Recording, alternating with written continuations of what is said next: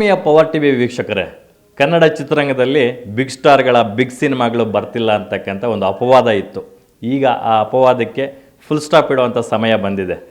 Next ಮಂತಿಂದ ಒಂದೊಂದೇ ಆಗಿ ದೊಡ್ಡ ಸ್ಟಾರ್ಗಳ ದೊಡ್ಡ ಸಿನಿಮಾಗಳು ಬೆಳ್ಳಿ ಪರದೆ ಬೆಳಗೋದಕ್ಕೆ ಸಜ್ಜಾಗ್ತಾ ಇದ್ದಾವೆ. ಈಗ ಆಲ್ರೆಡಿ ಸಾಕಷ್ಟು ಸಿನಿಮಾಗಳು ರಿಲೀಸ್ ಡೇಟ್ನ ಲಾಕ್ ಮಾಡ್ಕೊಂಡಿದ್ದಾವೆ. ಅದರಲ್ಲಿ ಅತೀವ ನಿರೀಕ್ಷೆ ಮೂಡಿಸಿರ್ತಕ್ಕಂಥ ಸಿನಿಮಾ ಆಫ್ಟರ್ KGF, ಕಬ್ಜಾ ಒಂದಷ್ಟು ಸಿನಿಮಾಗಳಿದ್ದಾವೆ. ಆ ಸಿನಿಮಾಗಳ ನಂತರ ಈಗ ಪ್ಯಾನ್ ಇಂಡಿಯಾ ಲೆವೆಲಲ್ಲಿ ಸ್ಯಾಂಪಲ್ಸ್ನಿಂದಲೇ ದೊಡ್ಡ ಸೆನ್ಸೇಷನ್ ಸೃಷ್ಟಿಸಿರ್ತಕ್ಕಂಥ ಸಿನಿಮಾ ಅಂತಂದರೆ ಮಾರ್ಟಿನ್. ಇದೇ October 11 cinema world wide release ಆಗ್ತಾ ಇದೆ. ಕನ್ನಡ ಚಿತ್ರರಂಗದ ಮತ್ತೊಂದು ಅದ್ಧೂರಿ ಸಿನಿಮಾ, ಒಂದು ಹಾಲಿವುಡ್ ಶೈಲಿಯಲ್ಲಿ ಮೇಕಿಂಗ್ ಆಗಿರ್ತಕ್ಕಂಥ ಸಿನಿಮಾ.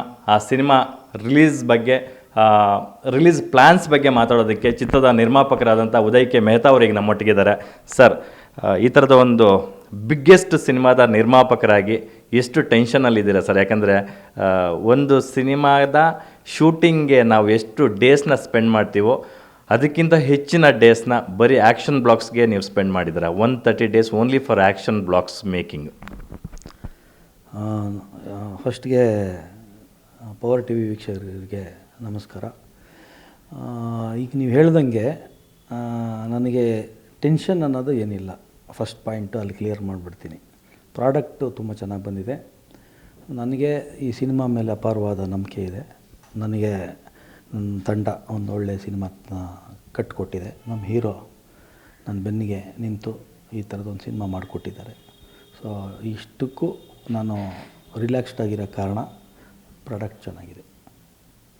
ಸಿನಿಮಾ ಶೂಟಿಂಗ್ ಹೋಗೋದಕ್ಕೂ ಬಿಫೋರು ಒಂದು ಟೀಸರ್ ಅಂತ ಬಿಟ್ಟಿದ್ರಿ. ಅಲ್ಲೇ ಒಂದು ದೊಡ್ಡ ಹೈಪ್ ಕ್ರಿಯೇಟ್ ಮಾಡಿತ್ತು. ಅದಾದ ನಂತರದ ದಿನಗಳಲ್ಲಿ ಸಿನಿಮಾ ಒಂದಷ್ಟು ಪೋರ್ಷನ್ಸ್ ಮೇಕಿಂಗ್ ಆದ ನಂತರದ ದಿನಗಳಲ್ಲಿ ಒಂದು ಹೈ ವೋಲ್ಟೇಜ್ ಆ್ಯಕ್ಷನ್ ಟೀಸರ್ನ ಲಾಂಚ್ ಮಾಡಿದ್ರಿ. ಅದರಲ್ಲಿ ಗೊತ್ತಾಯಿತು ಸಿನಿಮಾದ ಗತ್ತು ಗಮ್ಮತ್ತು ಯಾವ ರೇಂಜಿಗಿದೆ ಅಂತಕ್ಕಂಥದ್ದು. ಸೊ ಈಗ ಸಿನಿಮಾ ಯಾವ ಹಂತದಲ್ಲಿದೆ ಅಂತಕ್ಕಂಥದ್ದು? ಈಗ final post production CGI works ನಡೀತಾ ಇದೆ. ರೆಕಾರ್ಡಿಂಗ್ ಫೈನಲ್ ಸ್ಟೇಜಸಲ್ಲಿದೆ. ಇನ್ನು ಪಬ್ಲಿಸಿಟಿ ಮಾರ್ಕೆಟಿಂಗ್ ಈಗ ನಾಳೆಯಿಂದ ಇವತ್ತಿಂದ ಸ್ಟಾರ್ಟ್ ಆಗ್ತಾಯಿದೆ. ಸೊ ಇಲ್ಲಿಂದ ಸಿನಿಮಾ ಜನರಿಗೆ ತಲುಪಿಸೋ ನಿಟ್ಟಿನಲ್ಲಿ ನಮ್ಮ ಗುರಿ. ಎಲ್ಲ ಒಂದು ಕಡೆ ಸಿನಿಮಾದ ಮೇಕಿಂಗು ಡೇಸು ಜಾಸ್ತಿ ಆಯಿತು, ನಿರ್ಮಾಪಕರಿಗೆ ಹೊರೆ ಆಯಿತು ಅಂತ ಅನ್ನಿಸ್ತಿಲ್ವಾ? ಯಾಕಂದರೆ ಇಡೀ ಇಂಡಸ್ಟ್ರಿ ಮಾತಾಡುತ್ತೆ. ಅಂದರೆ ಇಂಡಸ್ಟ್ರಿಯ ಆಳಾಗಲ ಗೊತ್ತಿರ್ತಕ್ಕಂಥ ಒಬ್ಬ ನಿರ್ಮಾಪಕರು ಈ ಸಿನಿಮಾ ಅಫ್ಕೋರ್ಸ್ ಎಲ್ಲರಿಗೂ ತಮ್ಮ ಪ್ರಾಡಕ್ಟು ತುಂಬ ಚೆನ್ನಾಗಿ ಬರಬೇಕು ಅಂತ ಅದಕ್ಕೆ ಜಾಸ್ತಿ ಫೋಕಸ್ಡ್ ಆಗಿರ್ತಾರೆ.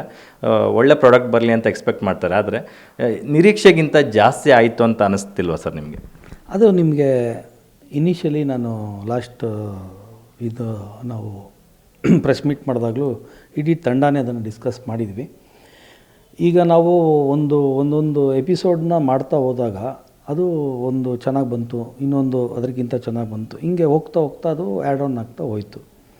ಸೊ ಓವರಾಲ್ ಒಂದು ಪ್ರಾಡಕ್ಟ್ ರೆಡಿ ಆಗೋದಕ್ಕೆ ನಮಗೆ ಒಂದು ಈ ಥರದ್ದೊಂದು ಬಡ್ಜೆಟ್ ಎಕ್ಸ್ಕಲೇಟ್ ಆಗ್ತಾ ಹೋಗಿರೋದು ನಿಜಾನೇ, ಇಲ್ಲ ಅಂತಲ್ಲ. ಬಟ್ ಫೈನಲ್ ಔಟ್ಪುಟ್ ಏನು ಸಿನಿಮಾ ಬಂದಿದೆ, ನಾವು ಈ ಥರದೊಂದು ಕಂಟೆಂಟ್ನ ತಯಾರಿ ಮಾಡಿರೋ ಅನ್ನೋ ಒಂದು ಖುಷಿ ಮತ್ತು ಪ್ರೌಡ್ ಫೀಲ್ ಅಂತೂ ಈಗಿದೆ ನನಗೆ. ನೀವು ಸೇರಿದಂತೆ ನಿಮ್ಮ ಸಿನಿಮಾದ ಬಹುತೇಕ ಟೆಕ್ನಿಷಿಯನ್ಸ್ ಹೇಳೋದಿಷ್ಟೇ, ಇದು ಜಸ್ಟ್ ಬಿಗಿನಿಂಗ್ ಅಷ್ಟೇ, ಪಿಕ್ಚರ್ ಅಭಿ ಬಾಕಿ ಹೇ ಅಂತಕ್ಕಂಥದ್ದು. ಈಗೇನು ಟೀಸರ್ ನೋಡಿದ್ದೀವಿ ಅದು ಏನೇನೂ ಅಲ್ಲ ಅಂತಕ್ಕಂಥದ್ದು. ಏನಕ್ಕೆ ಅಂದರೆ ನಿಮ್ಮ ಪ್ರಾಡಕ್ಟ್ ಮೇಲೆ ನಿಮಗಿರ್ತಕ್ಕಂಥ ಒಂದು ಕಾನ್ಫಿಡೆನ್ಸ್ ಲೆವೆಲ್ ಅದು. ಸೊ ನಾನು ಕೇಳ್ಪಟ್ಟೆ ನಮ್ಮ ತೆಲುಗುನಲ್ಲಿ ಇಲ್ಲಿವರೆಗೂ ಬಂದಿರತಕ್ಕಂಥ ಸೋಫಾರು ಬೆಸ್ಟ್ ಸಿನಿಮಾ ಅಂತಂದರೆ ಮೇಕಿಂಗ್ ವೈಸು ಸಾಹೋ. ನಮ್ಮ ಬಾಲಿವುಡ್ಡಲ್ಲಿ ತಗೊಂಡಾಗ ವಾರ್ ಸಿನಿಮಾ ಇರ್ಬೋದು, ಅದೇ ರೀತಿ ಜವಾನು, ಪಠಾನು ಇವೆಲ್ಲ ತುಂಬ ಲ್ಯಾವಿಶ್ ಆಗಿ ಬಂದಿತ್ತು. ಆ ಸಿನಿಮಾಗಳ ಒಂದು ಸಾಲಿನಲ್ಲಿ ನಿಲ್ಲಬಲ್ಲಂತಹ ಸಿನಿಮಾ ಆಗುತ್ತೆ ಅಂತಕ್ಕಂಥದ್ದು. ನನಗೂ ನೀವು ಹೇಳಿರೋಂಥ ಒಂದು ಸಿನಿಮಾಗಳೇ ಒಂದು ಇನ್ಸ್ಪಿರೇಷನು. ಕಾರಣ ಏನು ಅಂದರೆ ಆ ಥರದ್ದೊಂದು ಸಿನಿಮಾ ಮಾಡೋದು ಇಟ್ ಈಸ್ ನಾಟ್ ಈಸಿ. ತುಂಬ ಅಂದರೆ ಅದಕ್ಕೆ ನಿಮ್ಮ ತಂಡ ಟೆಕ್ನಿಕಲಿ ಅದನ್ನು ತುಂಬ ಸೌಂಡಾಗಿ ಅದನ್ನು ವರ್ಕ್ ಮಾಡಿದಾಗಲೇ ಅದು ಮಾಡೋಕ್ಕೆ ಸಾಧ್ಯ. ಸೊ ನನಗೆ ವಾಸ್ ಲಕ್ಕಿ. ನನಗೆ ಒಂದು ಈ ಥರದೊಂದು ಹೀರೋ ಅವರು ಕ್ಲಾರಿಟಿ ಇದು ಒಂದು ಈ ಥರದೊಂದು ಸ್ಕ್ರಿಪ್ಟ್ ಸ್ಟೇಜಿಂದ ನಮ್ಮ ಜೊತೆ ಟ್ರಾವೆಲ್ ಮಾಡಿರೋದ್ರಿಂದ ಸೊ ನಮಗೆ ಅದೊಂದು ಪ್ರತಿಯೊಂದು ವಿಚಾರದಲ್ಲೂ ನಮಗೆ ಟೆಕ್ನಿಷಿಯನ್ಸ್ ಆಗಿರಲಿ ಈ ಥರದೇ ಬೇಕು, ಈ ಥರದೇ ಆಗಬೇಕು ಅನ್ನೋದು ಒಂದು ಟೈಮ್ ಟೇಕಿಂಗ್ ಆದರೂ ಕೂಡ ಎಲ್ಲರೂ ಅದನ್ನು 200% 100 ಅನ್ನಲ್ಲ, ನಾನು 200 ಅಂತೀನಿ. 200 ಯಾಕೆ ಅಂತಿದ್ದೀನಿ ಅಂತಂದರೆ ಇದು ಉತ್ಪ್ರೇಕ್ಷೆ ಅಲ್ಲ, ಬಟ್ ಒಂದು ಟೆಕ್ನಿಷಿಯನ್ನನ್ನು ನಾನು ಬೆಸ್ಟ್ ಮಾಡಿಕೊಡ್ಬೇಕು ಅನ್ನೋದಿದೆಯಲ್ಲ, ಕೆಲಸ ಮಾಡೋದು 100, ಬೆಸ್ಟ್ ಮಾಡಿಕೊಡೋದಕ್ಕೆ ಇನ್ನೊಂದು 100. ಸೊ ಅದಕ್ಕೆ ನನ್ನ ಸಿನಿಮಾನ ಇದೊಂದು ಟೆಕ್ನಿಷಿಯನ್ ಸಿನಿಮಾ ಅಂತೀನಿ. ಅಂದರೆ ಇದರಲ್ಲಿ ಎಲ್ಲರೂ ಸೇರ್ಕೋತಾರೆ. ಟೆಕ್ನಿಷಿಯನ್ ಅಂದರೆ ಒಬ್ಬರೇ ಅಲ್ಲ, ಎಲ್ಲರೂ ಸೇರ್ಕೋತಾರೆ. ಸೊ ಅಷ್ಟೂ ಜನ ಒಂದು ಶ್ರಮ ಈ ಸಿನಿಮಾಕ್ಕೆ ಕೊಟ್ಟಿರೋದ್ರಿಂದ ಇವತ್ತಿನ ದಿನ ಏನು ಸಿನಿಮಾ ಕಂಟೆಂಟು ನಾವು ತಯಾರಿ ಮಾಡಿದ್ದೀವಿ, ಅದನ್ನೇನು ನಾನು ಒಂದು ಸ್ವಲ್ಪ ನೋಡಾದ್ಮೇಲೆ ಇನ್ನೂ ಕಾನ್ಫಿಡೆನ್ಸ್ ಜಾಸ್ತಿ ಆಗಿದೆ. ಕಾರಣ ಏನು ಅಂದರೆ ಇದಕ್ಕೆ ನಾನು ಒಬ್ಬ ನಿರ್ಮಾಪಕನಾದ್ನ, ಈಗ ನೆಕ್ಸ್ಟು ಇನ್ನೊಂದು ಈ ಥರದ್ದು ಒಂದು ಸಿನಿಮಾ ಮಾಡೋಕ್ಕೆ ಸಾಧ್ಯನಾ ಅನ್ನೋದು ಕ್ವಶನ್ ಮಾರ್ಕ್ ನನಗೆ ಬರುತ್ತೆ. ಯಾಕಂದರೆ ಒಂದು ತಂಡ ಆ ಥರದ್ದು ಡಿಸೈನ್ ಆಗಿ ಒಂದು ಹೀರೋ ಆ ಥರದ್ದು ಬೆನ್ನೆಲುಬು ನಿಂತಾಗ ಒಂದು ಮಾರ್ಟಿನ್ ಥರದ್ದು ಒಂದು ಸಿನಿಮಾ ಆಗುತ್ತೆ ಅನ್ನೋ ಒಂದು ಕ್ಲಾರಿಟಿ ನಾನು ಇದಕ್ಕೆ ಕೊಡೋಕ್ಕೆ ಇಷ್ಟಪಡ್ತೀನಿ ಈ ಟೈಮಲ್ಲಿ. ಈ ಸಿನಿಮಾಗೆ ಮೂಲ ಅಂತಂದರೆ ಅರ್ಜುನ್ ಸರ್ಜಾ ಅವರು, ಆ್ಯಕ್ಷನ್ ಕಿಂಗ್. ಯಾಕಂದರೆ ಕತೆ ಅವ್ರದ್ದೇ. ಹಾಗಾಗಿ ಅವರು ಎಷ್ಟು ಖುಷಿಯಾಗಿದ್ದಾರೆ ರಶಸ್ ಎಲ್ಲ ನೋಡಿದ ಮೇಲೆ. ಒಂದಷ್ಟು ನೋಡಿರ್ತಾರೆ ಅಫ್ಕೋರ್ಸ್, ಅವ್ರಿಗೆ ಕ್ಯೂರಿಯಾಸಿಟಿ ಜಾಸ್ತಿ, ತನ್ನ ಸೋದರಳಿಯ ಬೇರೆ. ಅರ್ಜುನ್ ಸರು ಪ್ರತಿಯೊಂದು ಸ್ಟೇಜಲ್ಲೂ ನನಗೆ ಎನ್ಕರೇಜ್ ಮಾಡಿಕೊಂಡು, ಆಮೇಲೆ ಅವರು ಧೈರ್ಯ ಹೇಳೋರು ನನಗೆ, ಈಗ ಇದು ಬೇರೆ ಥರ ಆಗ್ತಾಯಿದೆ, ನಿಮ್ಮ ಜವಾಬ್ದಾರಿಗಳು ಜಾಸ್ತಿ ಆಗುತ್ತೆ, ನೀವು ಇದನ್ನು ಬೇರೆ ಥರನೇ ಅದನ್ನು ತೊಗೊಂಡು ಹೋಗಬೇಕು. ಅಂದರೆ ಗೈಡೆನ್ಸು, ಅವರ ಅನುಭವ, ಅವರು ಒಂದು ಲೆಜೆಂಡು. ಸೊ ಅವರು ಭಾಳನೇ ನಮಗೆ ಗೈಡ್ ಮಾಡಿದ್ದಾರೆ. ಸೊ ಅವರು ಕೂಡ ಇದನ್ನೆಲ್ಲ ನೋಡಾದ್ಮೇಲೆ ಅವರೇ ಫಸ್ಟು ಏನೇನೋ ಮಾಡೋಕ್ಕಾಗಲ್ಲ, ನೀವು ಇದನ್ನು ಕರೆಕ್ಟಾಗಿ ರಿಲೀಸ್ ಮಾಡ್ಬೇಕಾದ್ರೆ ತುಂಬ ಕೇರ್ಫುಲ್ಲಾಗಿ ಎಲ್ಲ ಕಡೆ ಮುಟ್ಟಿಸ್ಬೇಕು, ಜವಾಬ್ದಾರಿ ನಿಮ್ಮ ಮೇಲೆ ಜಾಸ್ತಿ ಇದೆ ಅನ್ನೋ ಥರದಲ್ಲಿ ನನಗೆ ಇವತ್ತು ಅದನ್ನು ಹುರಿದುಂಬಿಸಿದ್ದಾರೆ. ಆಮೇಲೆ ಅದನ್ನು ಗೈಡ್ ಮಾಡಿದ್ದಾರೆ. ಈ ಸಿನಿಮಾನ ಸಂಪೂರ್ಣ ಮಾರ್ಕೆಟಿಂಗ್ ಜನರಿಗೆ ಮುಟ್ಟಿಸ್ಬೇಕಾಗಿರೋದ್ರಿಂದ, ಸೊ ಇದು ನನ್ನ ತಂಡನೂ ಅಷ್ಟೇ, ನಮ್ಮ ಹೀರೋ ಸಾಹೇಬ್ರಾಗಿರ್ಬೋದು, ನಮ್ಮ ಇವಾಗ ಒಂದು ಡಿಸೈನೇ ಮಾಡಿಬಿಟ್ಟಿದ್ವಿ, ಅದಕ್ಕಿಂತ ಎಲ್ಲರೂ we are all working for that. ಎಲ್ಲ ಒಂದು ಕಡೆ ಅರ್ಜುನ್ ಸರ್ಜಾ ಅವರು ರಶಸ್ ನೋಡ್ತಾ ನಾನು ಬರೆದಿರೋ ಕತೆಗೆ ನಿಜಕ್ಕೂ ಒಂದು ವೆಯ್ಟೇಜ್ ಬಂದಿದೆಯಪ್ಪ ಅಂತ ಅವ್ರಿಗೆ ಅನಿಸಿರುತ್ತೆ. ಬೇಸಿಕಲಿ ಅವರು ಆ್ಯಕ್ಟರ್ ಕಮ್ ಟೆಕ್ನಿಷಿಯನ್ ಆಗಿರೋದ್ರಿಂದ ಎಲ್ಲೋ ಒಂದು ಕಡೆ ಅವ್ರಿಗೆ ಎಲ್ಲಾದರೂ ಅನಿಸಿದ್ದುಂಟಾ ಈ ಸಿನಿಮಾನ ನಾನೇ ಆ್ಯಕ್ಷನ್ ಕಟ್ ಹೇಳ್ಬೋದಿತ್ತಲ್ಲ ಅಂತ, ಏನಾದರೂ ಹೇಳ್ಕೊಂಡಿದ್ದುಂಟಾ ಅವ್ರು ನಿಮಗೆ? ಇಲ್ಲ, ಅವರು ಆ್ಯಕ್ಚುಲಿ ಹೇಳಬೇಕು ಅಂತಂದರೆ ಅವರು ತುಂಬ ಹ್ಯಾಪಿಯಾಗಿ ಇದ್ದಾರೆ. ಒಂದು ನಾವೆಲ್ಲ ಶುರು ಮಾಡ್ಬೇಕಾದ್ರೆ ಏನು ಡ್ರೀಮ್ ಮಾಡಿದ್ವಿ, ಅದರ ನಿಟ್ಟಿನಂತೆ ವಿಷುವಲಿ ಇನ್ನೂ ಬೆಟ್ರಾಗಿದೆ ಸಿನಿಮಾ. ಆಮೇಲೆ ಕಂಟೆಂಟು ವೈಸ್ ಆಲ್ಸೋ ಒಂದು ಒಳ್ಳೆ ಕಮರ್ಷಿಯಲ್ ಆ್ಯಕ್ಷನ್ ಥ್ರಿಲ್ಲರ್ ಸಿನಿಮಾ ಆಗಿ ಎಲ್ಲ ಪ್ರತಿಯೊಬ್ಬರಿಗೆ ಇಷ್ಟ ಆಗೋಂಥ ಒಂದು ಸಿನಿಮಾ ಮಾಡಿದ್ದೀವಿ ಎಲ್ಲವೂ ಸೇರಿ. ಸೊ ನಮಗೆ ಅದು ಒಂದು ಖುಷಿ ಕೊಟ್ಟಿದ್ದು. ಅರ್ಜುನ್ ಸರ್ ಡೆಫಿನೆಟ್ಲಿ ಹ್ಯಾಪಿಯಾಗಿದ್ದಾರೆ. ಸೊ ಪರ್ಟಿಕ್ಯುಲರ್ ಆಗಿ ಧ್ರುವ ಸರ್ಜಾ ಅವರ ಹಾರ್ಡ್ ವರ್ಕು, ಡೆಡಿಕೇಶನ್ ಈ ಸಿನಿಮಾಗೋಸ್ಕರ ತುಂಬ ಇದೆ ಅಂತಕ್ಕಂಥದ್ದು ಎಲ್ಲರಿಗೂ ಗೊತ್ತಿರ್ತಕ್ಕಂಥ ವಿಚಾರ. ನೀವು ಆ್ಯಸ್ ಅ ಪ್ರೊಡ್ಯೂಸರ್ ಆಗಿ ಎಷ್ಟು ಹ್ಯಾಪಿ ಇದ್ದೀರಾ ಅಂತಕ್ಕಂಥದ್ದು ಅವ್ರ ಹಾರ್ಡ್ ವರ್ಕ್ಗೆ? ಸರ್, ಅವರು ಇದನ್ನು ಸಪೋರ್ಟ್ ಮಾಡಿ ಈ ಥರ ಡೆಡಿಕೇಶನ್ ಆಗಲಿ ಇನ್ನೊಂದಾಗಲಿ ಮಾಡಲಿಲ್ಲ ಅಂದರೆ ಮಾರ್ಟಿನ್ ಥರ ಸಿನಿಮಾ ಮಾಡೋಕ್ಕಾಗಲ್ಲ. ಫಸ್ಟು ಮಾರ್ಟಿನ್ ಈ ಮಟ್ಟಕ್ಕೆ ಆಗಬೇಕು ಅಂದರೆ ಫಸ್ಟ್ ಪರ್ಸನ್ ಧ್ರುವ ಸರ್ಜಾ. ಅವರು ಬಾಡಿ, ಅವರು ಎಕ್ಸಸೈಸು, ಅದಕ್ಕೆ ಟ್ರಾನ್ಸ್ಫಾರ್ಮೇಷನ್ಸು, ಅದಕ್ಕೆ ಕೊಟ್ಟರೆ ಟೈಮು, ಡೆಡಿಕೇಶನ್ನು, ಪ್ರತಿಯೊಂದು ವಿಷಯದಲ್ಲಿ. Not only acting, is behind Martin, is a man behind Martin. Martin ಇವತ್ತಿನ ದಿನ ಹಿಂಗಾಗೋಕ್ಕೆ ಕಾರಣ one of the person Dhruva, one main pillar ಅಂತೀನಿ ನಾನು. ಅಷ್ಟು ಅದಕ್ಕೆ ಮಾಡಿದ್ದಾರೆ. ಅವ್ರ ಡ್ರೀಮ್ ಇದು. ನನಗಿಂತ ಜಾಸ್ತಿ ಅವ್ರಿಗೆ ಒಳ್ಳೇದಾಗಬೇಕು ಈ ಪಿಕ್ಚರು ಅನ್ನೋ ಒಂದು, ಅಂದರೆ ಯಾರಿಗಾರ ಅನಿಸುತ್ತೆ ಒಬ್ಬ ಪ್ರೊಡ್ಯೂಸರ್ಗೆ ಈ ಥರದ್ದೊಂದು ಶಕ್ತಿ ಇದ್ದರೆ ಏನು ಬೇಕಾದ್ರೆ ಮಾಡ್ಬೋದು. ಈಗ ಧ್ರುವ ಸರ್ಜಾ ಅವರಿಗೆ ಒಂದೇ ಮಗು ಇತ್ತು. ನಾನು ಆ ಮಗು ಬಗ್ಗೆ ಮಾತಾಡ್ತಿಲ್ಲ. ಮಾರ್ಟಿನ್ನು ಪ್ಯಾನ್ ಇಂಡಿಯಾ ಮಗು ಒಂದೇ ಇತ್ತು. ಈಗ 2 ಮಕ್ಕಳಿದ್ದಾರೆ. ಒಂದು ಕಡೆ ಕೇಡಿನೂ ರೆಡಿ ಆಗ್ತಾ ಇದೆ. ಆ ನಿಟ್ಟಿನಲ್ಲಿ ಅವರಿಗೆ ಇದ್ರ ಮೇಲೆ ಎಷ್ಟು ಪ್ರೀತಿ ಇದೆ, ಅದರ ಮೇಲೆ ಎಷ್ಟು ಪ್ರೀತಿ ಇದೆ ಅಂತಕ್ಕಂಥ? 2 ಕಣ್ಣಲ್ವ ಸರ್. ಮಕ್ಕಳಂದರೆ ತಂದೆ ತಾಯಿಂದರಿಗೆ ಕಣ್ಣು. ಸೊ ಇದ್ಯಾವುದು ಇಷ್ಟ ಅದ್ಯಾವುದು ಇಷ್ಟ ಅನ್ನಂಗಿರಲ್ಲ. ನಮ್ಮ hero is a very justified ಆಗಿ 2 ಸಿನಿಮಾಗೂ ಇರ್ತಾರೆ ಸರ್. ಆಮೇಲೆ ಇದರಲ್ಲಿ ಇನ್ನೊಂದು ವಿಶೇಷ, KVN ಅವರು ಪ್ರೆಸೆಂಟ್ಸು, ಇದು KVN ಅವ್ರ ಸಿನಿಮಾನೇ, ಅವ್ರದ್ದು ಕೇಡಿನೂ ನಮ್ಮ ಸಿನಿಮಾನೇ. ಸೊ ನಮಗೆ ಇಬ್ಬರಿಗೂ ಒಬ್ಬರೇ ಹೀರೋ, ಇಬ್ಬರು ಸಿನಿಮಾನೂ ತುಂಬ ಚೆನ್ನಾಗಾಗುತ್ತೆ ಅನ್ನೋ ನಂಬಿಕೆ ನನಗಿದೆ ಸರ್. Fine sir. ಇನ್ನು ಸಿನಿಮಾ ಮಾಡೋಕ್ಕೆ ನೀವು ಎಷ್ಟು ಕಷ್ಟಪಟ್ಟಿದ್ರೋ ಅದು ರಿಲೀಸ್ಗೆ ಅದಕ್ಕಿಂತ ಜಾಸ್ತಿ ಕಷ್ಟಪಡಬೇಕಾಗುತ್ತೆ ಲಿಟ್ರಲಿ. ಏನಕ್ಕೆ ಅಂದರೆ ರಾಜಮೌಳಿ ಅವ್ರು ಇರ್ಬೋದು, ಬೇರೆ ಬೇರೆ ನಾವು ನೋಡ್ತಾ ಇರ್ತೀವಿ, ಶಂಕರ್ ಅವ್ರು ಇರ್ಬೋದು, ಲೈಕಾ ಪ್ರೊಡಕ್ಷನ್ಸಲ್ಲಿ ಬರ್ತಕ್ಕಂಥ ಸಿನಿಮಾಗಳು, ಅವ್ರ ಮಾರ್ಕೆಟಿಂಗ್ ಸ್ಟ್ರಾಟಜಿಗಳನ್ನ ನೋಡಿದಾಗ ವಾವ್ ಫೀಲ್ ಕೊಡುತ್ತೆ. ಆ ನಿಟ್ಟಿನಲ್ಲಿ ಈ ಥರದೊಂದು ಬಿಗ್ ಲ್ಯಾವಿಶ್ ಸಿನಿಮಾನ ಅದೇ ಬಿಗ್ ಸ್ಕೇಲಲ್ಲಿ ನೀವು ಮಾರ್ಕೆಟಿಂಗ್ ಮಾಡಬೇಕಾಗುತ್ತೆ. ಮಾರ್ಕೆಟಿಂಗ್ ಸ್ಟ್ರಾಟಜಿಗಳ ಬಗ್ಗೆ ಒಂದಷ್ಟು ಹೇಳ್ಬೋದಾ ಅಂತಕ್ಕಂಥ. ಸರ್, ಈಗ 29ನೇ ತಾರೀಕು ಮೊಟ್ಟ ಮೊದಲನೇ ಬಾರಿಗೆ ಇಂಟರ್ನ್ಯಾಷನಲ್ ಪ್ರೆಸ್ ಮೀಟ್. ಸೊ ಇಲ್ಲಿವರೆಗೂ ಯಾವ ಇಂಡಿಯನ್ ಸಿನಿಮಾನು ಪ್ಯಾನ್ ಇಂಡಿಯನ್ ಪ್ರೆಸ್ ಮೀಟ್ ಮಾಡಿದ್ದಾರೆ, ಇಂಡಿಯನ್ ಪ್ರೆಸ್ ಮೀಟ್ ಮಾಡಿದ್ದಾರೆ, ಅಂದರೆ ವರ್ಲ್ಡ್ ಪ್ರೆಸ್ನ ಇನ್ವೈಟ್ ಮಾಡಿಲ್ಲ. ಸೊ ಮೊಟ್ಟ ಮೊದಲನೇ ಬಾರಿಗೆ ನಾವು ಕನ್ನಡದವರು ಅಚೀವ್ ಮಾಡ್ತಾಯಿದ್ದೀವಿ. ಮುಂಬೈನಲ್ಲಿ 29ನೇ ತಾರೀಕು first international press meet ever for any Indian film. ಅದರಲ್ಲಿ ಒಂದು ಕನ್ನಡದ ಸಿನಿಮಾ ಮಾರ್ಟಿನ್ ಫಸ್ಟ್ ಟೈಮ್ ಮಾಡ್ತಾಯಿದ್ದೀವಿ. ಸೊ ಅದೊಂದು ಫಸ್ಟ್ ಸ್ಟೆಪ್ ಟುವರ್ಡ್ಸ್ ನಮ್ಮದು ನೀವು ಹೇಳ್ತಾರ ಇದಕ್ಕೆ. ಗ್ರೇಟ್ ಟು ಹಿಯರ್ ಸರ್, ನಿಜವಾಗ್ಲೂ ಖುಷಿ ವಿಚಾರ ಇದು. ಯಾವ ಕಂಟ್ರಿಯಿಂದ ಯಾರೆಲ್ಲ ಜರ್ನಲಿಸ್ಟ್ಗಳು ಬರ್ತಿದ್ದಾರೆ ಅಂತಕ್ಕಂಥದ್ದು? ಸರ್, ಟೋಟಲ್ ಒಂದು 35ರಿಂದ 40 ಜನ ಬರ್ತಾಯಿದ್ದಾರೆ. So it's been invited and they've also confirmed all major countries ಇಂದ ಬರ್ತಾಯಿದ್ದಾರೆ. ಸೊ ಅವತ್ತು ಕನ್ಫರ್ಮ್ ಆಗಿ ಎಷ್ಟು ಜನ ಅಲ್ಲಿ ಆಡಿಯನ್ಸ್ ಅಂದರೆ ಪ್ರೆಸೆನ್ಸು ಅವತ್ತು ಇರ್ತಾರೆ, ಅವತ್ತು ನೀವು ಎಲ್ಲ ಇರ್ತೀರ. ಸೊ ನಿಮಗೂ ಎಲ್ಲ ಗೊತ್ತಾಗುತ್ತೆ. But we have scent the invite and Dev confirmed. So it will be an international press meet.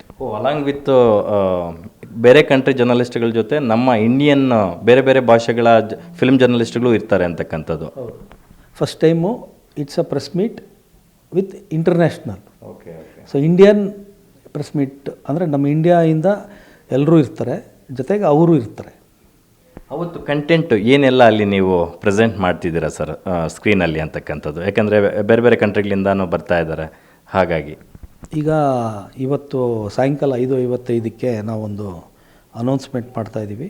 20ನೇ ತಾರೀಕು ನಿಮಗೆ ಒಂದು ವೆಬ್ಸೈಟು, ಅದರಲ್ಲಿ ನೀವು ನಿಮ್ಮ ಆಯ್ಕೆ ಮಾಡ್ಕೋಬೋದು. ನೀವು ಆ್ಯಸ್ ಅನ್ ಆಡಿಯನ್ ಏನು ಇಷ್ಟಪಡ್ತೀರ ನೋಡೋಕ್ಕೆ, ಅದನ್ನು ನಾವು ವೆಬ್ಸೈಟ್ ಮೂಲಕ ನೀವು ವೋಟಿಂಗ್ ಮಾಡಿಬಿಟ್ಟು ಅದರದ್ದು 2 days ಟೈಮಲ್ಲಿ ಏನು ನಮಗೆ ಜನ ಅದರಲ್ಲಿ ನಮಗೆ ಲವ್ ಸಾಂಗ್ ಇದೆ, ಇಂಟ್ರೊಡಕ್ಷನ್ ಸಾಂಗ್ ಇದೆ, ಟ್ರೇಲರ್ ಇದೆ.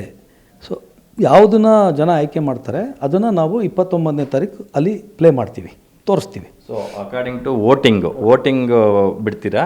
ವೋಟಿಂಗ್ ಪೋಲಲ್ಲಿ ಯಾವುದಕ್ಕೆ ಜಾಸ್ತಿ ಇರುತ್ತೋ, ಸೊ ಹೀರೋ ಇಂಟ್ರೊಡಕ್ಷನ್ ಸಾಂಗ್ ಬೇಕಂದರೆ ಅದನ್ನು ಪ್ಲೇ ಮಾಡ್ತೀರಾ, ಇಲ್ಲ ಅಂತಂದರೆ ಐಟಮ್ ಸಾಂಗ್ ಬೇಕಂದರೆ ಅದು, ಇಲ್ಲ ಅಂತಂದರೆ ಟ್ರೈಲರ್ ಬೇಕಂದರೆ ಟ್ರೈಲರು. ಸೊ ಜನಕ್ಕೆ ಬಿಟ್ಟಿದ್ದೀವಿ, ಯಾಕಂದರೆ ಜನಕ್ಕೆ ಮಾಡಿರೋ ಸಿನಿಮಾ. ಸೊ ಜನನೇ ಇಷ್ಟಪಟ್ಟಿರೋದನ್ನ ಅವ್ರೇನು ಕೇಳ್ತಾರೆ ಅದನ್ನು ತೋರಿಸೋಣ ಅಂತ.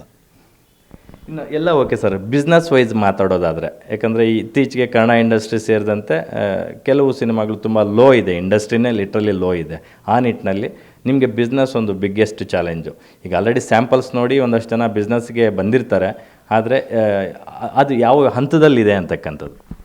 ಸರ್, ಈಗ 29th ನಾವು ಯಾವಾಗ ಈಗ ಆಲ್ರೆಡಿ ನೀವು ಹೇಳ್ದಂಗೆ ನನಗೆ ಆಲ್ರೆಡಿ ತುಂಬ ಜನ ಎಲ್ಲ ಕಡೆಯಿಂದ ಸಂಪರ್ಕ ಮಾಡಿದ್ದಾರೆ, ಎನ್ಕ್ವೈರೀಸ್ ಆಗಿದೆ.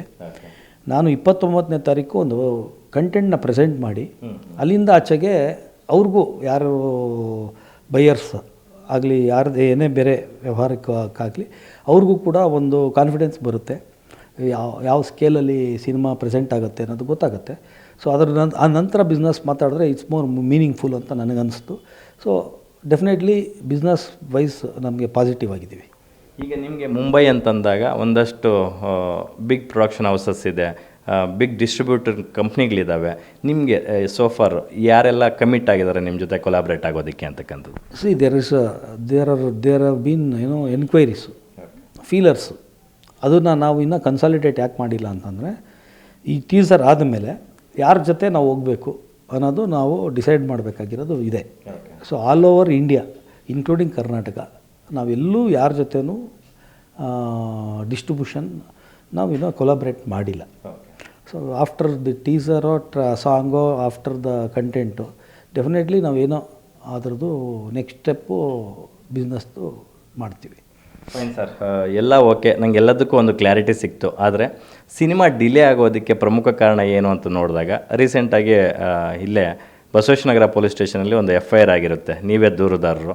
ಅದರಲ್ಲಿ ಒಂದು 2 ವ್ಯಕ್ತಿಗಳ ಮೇಲೆ FIR ಆಗಿರುತ್ತೆ, ಒಂದು ಸತ್ಯರೆಡ್ಡಿ ಮತ್ತು ಇನ್ನೊಬ್ಬರು ಅವರ ಸ್ನೇಹಿತರು ಈ ಥರರು ಅಂತಿದೆ.